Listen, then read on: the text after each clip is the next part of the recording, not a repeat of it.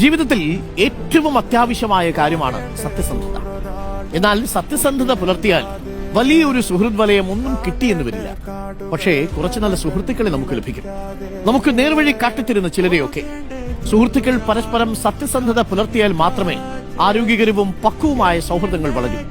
ഞാൻ പറഞ്ഞു വരുന്നത് എന്താണെന്നല്ലേ, നമ്മൾക്ക് ഏത് അവസ്ഥയിലും മനസ്സ് തുറന്ന് സംസാരിക്കാൻ കഴിയുന്നവരുണ്ടെങ്കിൽ, ഒരു ചങ്കുണ്ടെങ്കിൽ, അതൊരാശ്വാസവും ധൈര്യവും ഒക്കെയാണ്.